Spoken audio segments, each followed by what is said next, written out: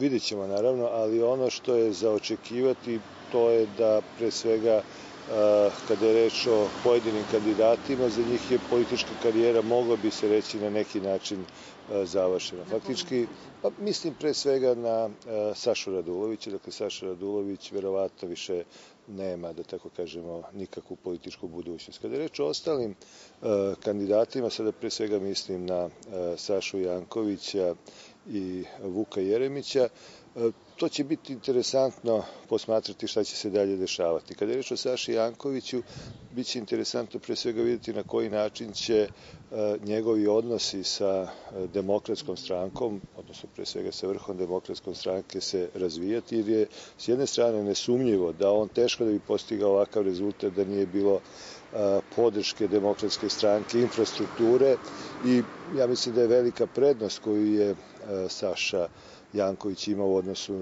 na Vuka Jeremića upravo bila ta stranačka infrastruktura s jedne strane. I to je ono što će, da tako kažemo, komplikovati odnose ukoliko se bude želelo da na bilo koji način se zanemari taj doprinos Demokratske stranke. S druge strane, njegova druga prednost koju je imao, to je bila podrška, da kažemo, ovih javnih ličnosti, koje će verovatno vršiti pritisak da možda upravo Saša Janković na neki način bude ta centralna politička figura u budućnosti, a ne neko iz stranke. I vidjet ćemo, dakle, kako će se taj odnos razrešiti. Moguće da će doći do nekakvog dogovora, ali to je sada sve otvoreno pitanje.